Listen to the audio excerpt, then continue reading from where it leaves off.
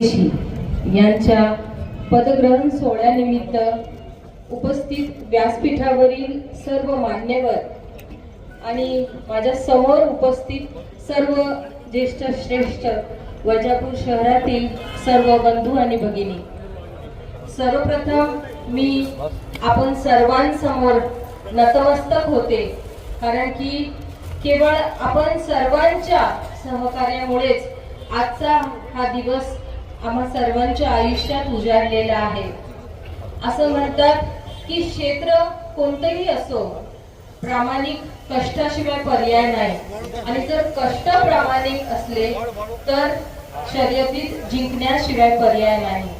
आणि आज आपण सर्वांच्या प्रामाणिक कष्टामुळेच आज आदरणीय दिनेशभाऊ परदेशी हे लोकनियुक्त नगराध्यक्ष झालेले आहेत आणि व्यासपीठावरील सर्व नगरसेवक आज आदरणीय दिनेशभाऊ परदेशी यांच्या सोबत पदभार घेत आहेत। असं म्हटलं जातं की कठीण काळामध्ये नेहमी लक्षात ठेवायचं की शर्यत अजून संपलेली नाही, शर्यत अजून संपलेली नाही, कारण मी अजून जिंकलेलो नाही, असं आदरणीय दिनेशभाऊ परदेशी यांच्यातर्फे मी बोलते आहे। कारण की प्रत्येक वेळेस वैजापूर शहराने आदरणीय दिनेशभाऊ परदेशी असो, परदेशी कुटुंबियांवरच खूप प्रेम दाखवलेलं आहे आणि त्या प्रेमाचं प्रतीक म्हणूनच आज आपण येथे सर्व अगदी हसऱ्या चेहऱ्याने, कारण आपण प्रत्येकाचा आनंद आपल्या चेहऱ्यावरून ओसंडून वाहत आहे।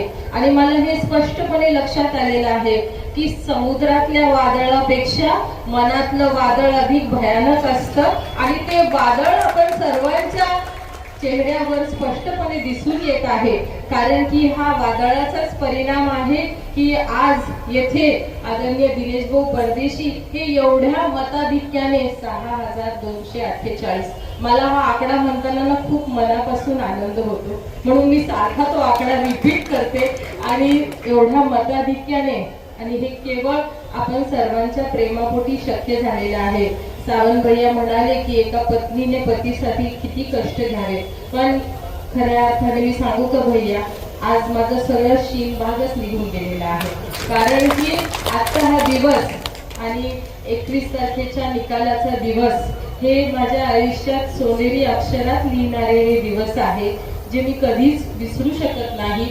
आणि परत एकदा थोडंसं इमोशनल होतंय, क्षमा असावी, पण हे दिवस आयुष्यातले सगळ्यात चांगले असे दिवस आहे, कारण की जो वर्षभराचा आधीचं वादळ होतं ते वादळ मनात आम्ही साठवून ठेवलं, एक दिलाने आपण सर्वांनी मिळून कार्य केलं आणि आज आपल्या आयुष्यामध्ये हा दिवस आलेला आहे। मी आपण सर्वांचे जेवढे उपकार मानावे तेवढे कमी आहेत। मी जरी नगरपालिका प्रशासनामध्ये निवडून जरी आलेले नसले, आमचे हे जरी निवडून आलेले असले, तरी मी प्रत्येकाला सांगू इच्छिते की प्रत्येक महिलेपर्यंत पोहोचण्याचं माझं आद्य कर्तव्य राहणार आहे। प्रत्येकाच्या समस्या घेऊन मी या बॉडीला सारखा त्रास देणार आहे, साहब आपको भी बहुत तकलीफ दूंगी मैं, आणि प्रत्येकाचं काम हे जातीने कसं होईल याच्याकडे देखील कटाक्षाने लक्ष दिलं जाणार आहे। साहब आज तो बहुत अच्छे ओकेजन पे आपका बर्थडे आया है, म्हणजे जिजाजींना पदग्रहण मिळत आहे आणि साले साहेबांचा आज वाढदिवस आहे। मी आदरणीय साहेबांना वाढदिवसाच्या हार्दिक अशा शुभेच्छा देते। सर्व नगरपालिका प्रशासनाचं मनापासून धन्यवाद करू इच्छिते, सर्व उपस्थितांचं मनापासून धन्यवाद करू इच्छिते। बोलण्यासारखं खूप काही आहे। वैजापूर शहराच्या प्रत्येक नागरिकांच्या आदरणीय दिनेशभाऊ परदेशी यांच्याकडनं खूप अपेक्षा आहेत आणि ते जर मी फार बोलते ते कमी बोलतात, एक शांत आणि संयमी असं व्यक्तिमत्व आहे जे फक्त काम करण्यातच विश्वास करतात, पण काही अर्थाने मी त्यांची आवाज बनून आपण सर्वांना त्यांच्या मनातल्या भावना व्यक्त करत आहे। मी परत एकदा आपण सर्वांसमोर नतमस्तक होते। मी आमचे सासू आणि सासरे, आमचे काका आणि आई, त्यांना तर मी कधीच विसरू शकत नाही, कारण हे शेवटी त्यांचे आशीर्वाद आहे। आमच्या माहेरच्या आणि सासरच्या सगळ्या वडीलधारी मंडळींचे आशीर्वाद आहे। सर्वात मोठा आशीर्वाद तर आमच्या दीपक दादांच्या रूपाने आम्हा सगळ्यांसमोर उपस्थित आहे. मी परत एकदा सर्व वडीलधारी मंडळींच्या समोर नतमस्तक होते.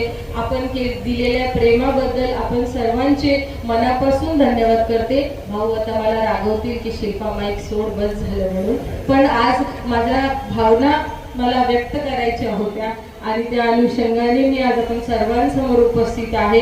मी परत एकदा संबंध गजापूरकरांचे मनापासून धन्यवाद करून आपण ज्या काही अपेक्षा बाळगल्या आहेत त्या आम्ही भविष्यात नक्कीच पूर्ण करू ही खात्री आपण सर्वांना देऊन माझ्या शब्दांना विराम देते. धन्यवाद.